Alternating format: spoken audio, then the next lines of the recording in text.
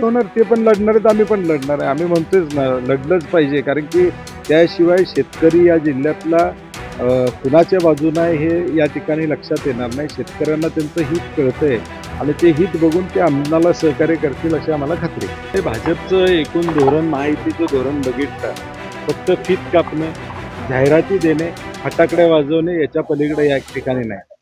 नाही, नाही. म्हणजे आमचा नाही माझ्याकडे तसा काही प्रस्तावच नाही आहे. मुळात मी अनेकदा जाहीर केलेला आहे आणि शेवटी लढाई करत असताना लढणं हे आमचं कर्तव्य आहे. आमची निवडणूक गोकुळच्या स्वाभिमानासाठी आहे. 5.5 लाख शेतकऱ्यांना न्याय मिळवण्यासाठी आहे.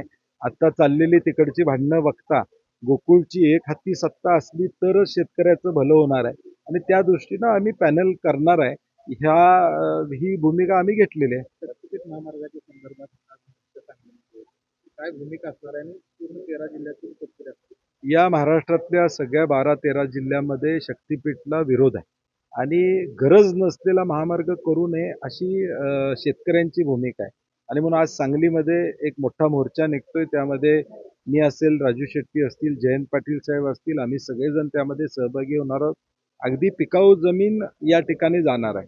शेतकरी वाऱ्यावर या ठिकाणी पडणार आहे आणि पुणे रत्नागिरी नागपूर हायवे असताना या महामार्गाची गरज नाही अशी आमची भूमिका आहे. खरे पण परवा दिवशी म्हणजे साखरेचे जवळपास दुप्पट दर आहेत. काय वाटते ना साठेबाजांचं एक कारण नाही, मला वाटतं तसा साठेबाजारचा विषय नाही आहे. कारण की साखरेचं उत्पादन या ठिकाणी उत्पादनावर या सगळ्या गोष्टी अवलंबून त्या ठिकाणी असतात.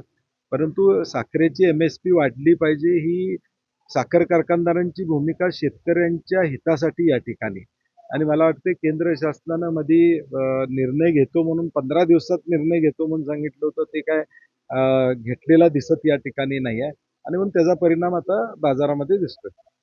मध्ये पण लिस्ट टाकलेली दिसते. हातून पण परवा दिवशी म्हणजे 100% हे होणार ते पण लढणार आहेत, आम्ही पण लढणार आहे. आम्ही म्हणतोच ना, लढलंच पाहिजे. कारण की त्याशिवाय शेतकरी या जिल्ह्यातला कुणाच्या बाजूनं आहे हे या ठिकाणी लक्षात येणार नाही. शेतकऱ्यांना त्यांचं हित कळतंय आणि ते हित बघून ते आम्हाला सहकार्य करतील अशी आम्हाला खात्री आहे. तर मुख्यमंत्र्यांनी पुण्याच्या कार्यक्रमावरती दिली. फक्त काँग्रेसच्या कॉलेजमधले सगळे विद्यार्थी तिथं नाही, मला वाटते काल आम्ही त्याच्यावर बोललेलो आहे. हा QR कोड आम्ही स्कॅन केलेला आहे.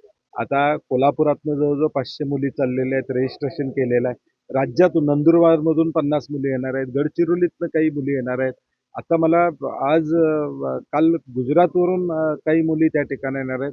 राहुल गांधींनी एक आशेचं किरण या युवक आणि युवतींच्या मध्ये या ठिकाणी दिसतंय.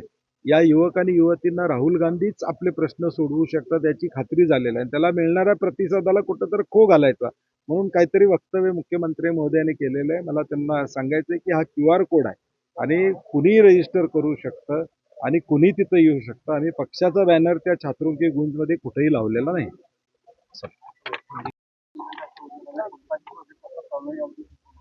नाही, भाजपचं एकूण धोरण, महायुतीचं धोरण बघितलं, फक्त फीत कापणे, जाहिराती देणे, फटाकडे वाजवणे याच्या पलीकडे या ठिकाणी नाही.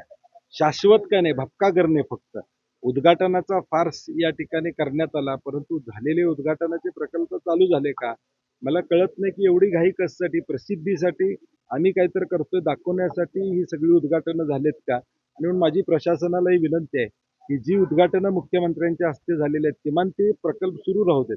केशवराव भोसलेची साऊंड सिस्टीम या ठिकाणी काल थांबली असं आमच्या कानावर आलेलं आहे आणि म्हणून किमान जो दर्जा आहे तो दर्जा किमान या सगळ्या बाबतीत सांभाळला गेलाय का नाही याची काळजी त्या ठिकाणी प्रशासनाने घ्यावी अशी आमची अपेक्षा आहे.